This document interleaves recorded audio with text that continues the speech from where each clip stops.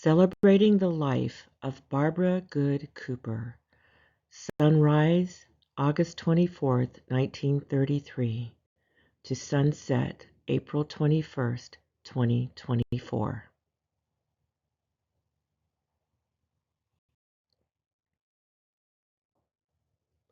On August 24th, 1933, Barbara Laverne Good became the last of 5 children born to Junius and Betty Good.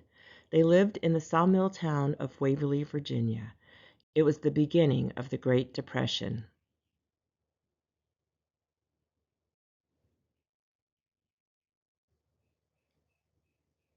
This is the only picture of Barbara and her father, Junius Good. It was taken at a fair in 1942 when she was 9, shortly before his death. Their large family would have certainly fallen into desperate poverty, but Junius was hired to help build Virginia's highway system as part of President Roosevelt's Public Works program. The job took Junius away from home, but the pay was steady and sustaining. The work was hard and may have contributed to his health problems later in life.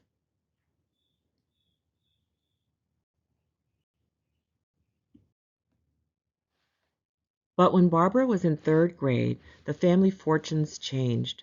Her father contracted tuberculosis. The county health department quarantined him from the family in his own backyard. Blacks were not allowed to be hospitalized in white sanatoria, so the government supplied these portable structures instead. The humiliation and isolation from his own family was too much for Junius to bear. Barbara was only 9 when she and her brother Rudolph came home from school to find that their father had committed suicide. The year was 1942.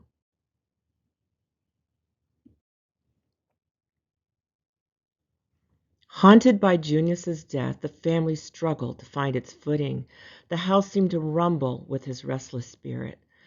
Barbara sought refuge with her friends, who became her surrogate family, and one of them was Willie Curtis Cooper, a boy she'd known since she was 6, and who would later become her husband.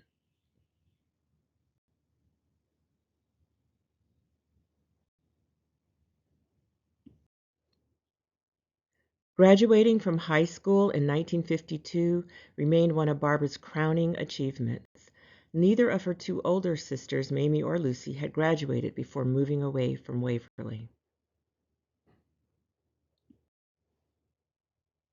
Barbara's sisters were determined that she would have the best chance in life. They helped her apply to Virginia State University, bought her clothes, and even bought her a set of suitcases monogrammed with her initials, BLG, Barbara Laverne Good. Barbara was thrilled to leave Waverly, to live away from home, and to experience college life. She blossomed into a social butterfly.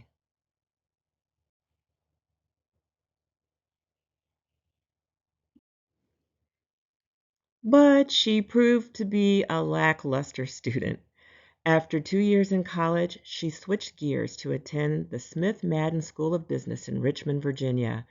She did fine with her grades, but once again, her personality trumped academics. In 1954, she became president of the first student council at the business school.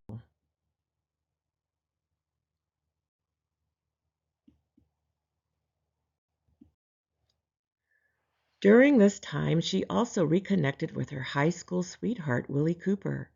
When the couple married in Stamford, Connecticut on November 27, 1954, Willie had just enlisted in the United States Air Force. Not long after they married, he received orders to Itazuki Air Force Base in southern Japan. Imagine the newlyweds raised in the rural South, now starting their lives overseas.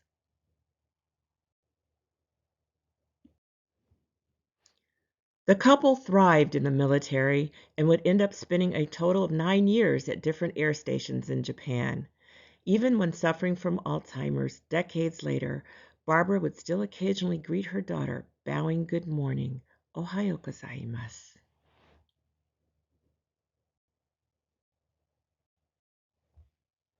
Here's Barbara pregnant with her first child while giving gifts to the Japanese children at Christmas time in 1959.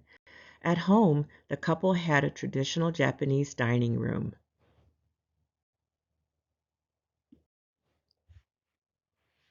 It was difficult for Barbara to give birth to her first child half a world away from her mother and sisters. But as luck would have it, Barbara and Willie met another black couple in Japan, the Jennings. Barbara and Helen Jennings became as close as sisters. Helen, who had only boys, relished the role of the baby girl's godmother. Their friendship would last more than 60 years.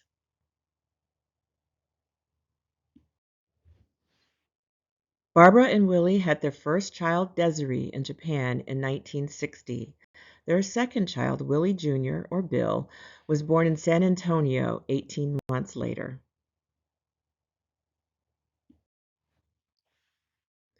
For Barbara, motherhood was not only an aspiration but an avocation. Given her own rocky childhood, she saw homemaking as a commitment and childhood stability as a principle. She carefully guarded family time, especially dinner time and Sundays. She cooked every day and always prepared a traditional Southern Sunday dinner. Heavily influenced by Ebony magazine and First Lady Jacqueline Kennedy, she strove to achieve upper-class dignity, an immaculate home, polite children, high educational achievement, and exposure to the world.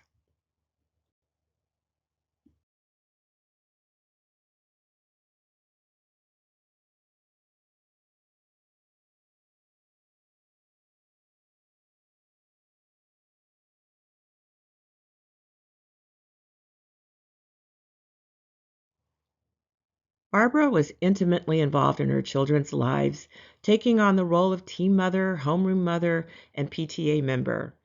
Her career as a scout leader began in 1967 when no white members of her daughter's Brownie troop would come to her home for meetings. She remained involved with the scouts until the children were in junior high school.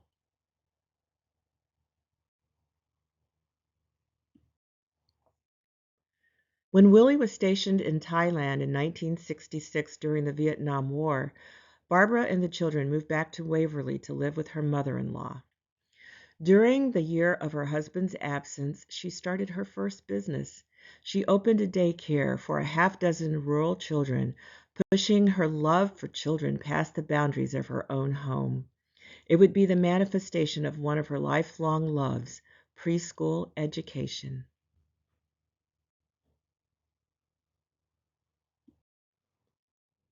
As her own children aged, Barbara increasingly worked outside of the home.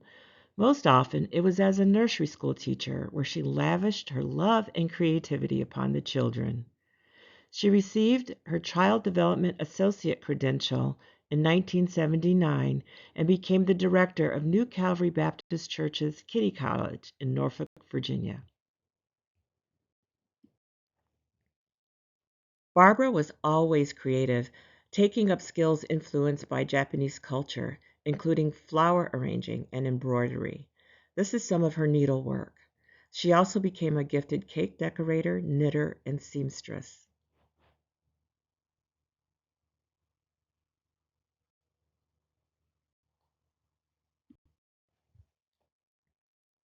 Their lives were full of adventure, but it was stressful as well. They were living in Florida in 1965 when the Tampa Bay flooded during Hurricane Betsy. In 1968, they were in a major earthquake registering 7.0 on the Richter scale in northern Japan. In the early 1970s, Willie was forced to leave the family behind on Okinawa when he received orders to serve temporary duty for 3 months in Germany.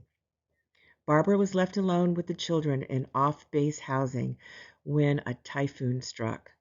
The kids remember it as an exciting 3 days with no electricity and howling wind, but certainly their memory is the result of their mother's level-headed parenting when she was probably terrified.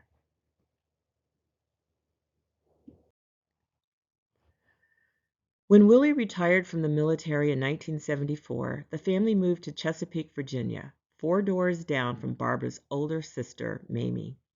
Finally, she was back within driving distance of her mother and her remaining siblings, especially her beloved sisters, Mamie Gay and Lucy Harris.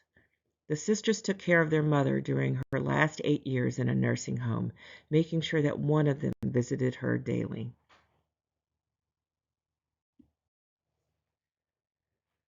While she was very close to her mother and sisters, Barbara was beloved by her husband's family as well. She was involved with her nieces and nephews and was front and center at the Cooper family reunions for more than 35 years. She was always the one holding a fundraising rummage sale and handing out certificates to the children.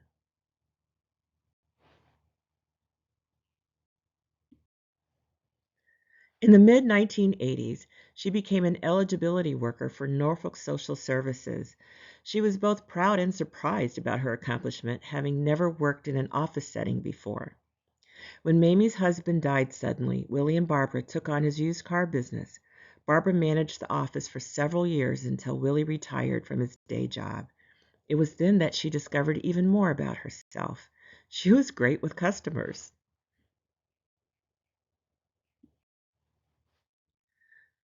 Barbara's love of life showed in her passions. She filled her world with flowers, and she loved animals, especially dogs. In the 1980s, she joined the Order of the Eastern Star. She became a Stephen minister for the Methodist Church in 2004. For years, she performed line dances in the community with the Jammin' Seniors. But mostly, she loved tending to her home and her yard, where she had even befriended the squirrels and the birds. Barbara struggled with Alzheimer's for 15 years. Her last years would have been impossible without the loving support of the best caregivers in the world, Brenda Browder, Juanita Taylor, and Monique Sharp.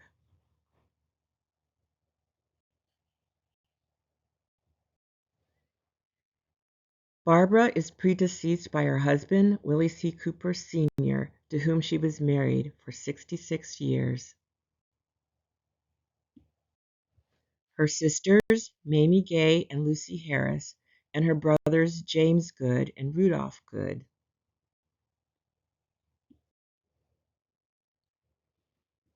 Her daughter, Desiree Cooper, her son, Willie Cooper Jr., and his wife, Maria. Her grandchildren, Melvin Hallowell III and Desiree Montgomery, both of whom provided loving care for Barbara in her last years. Her great-grandchildren, Jackson, Aaliyah, and Jordan Montgomery, and a multitude of nieces and nephews.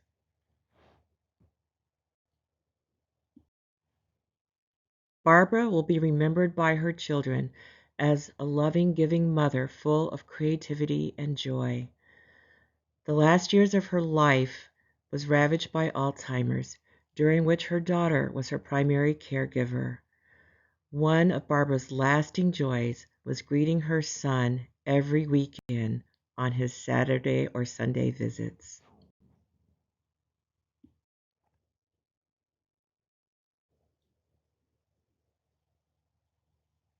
Goodbye, sweet spirit. We will miss you.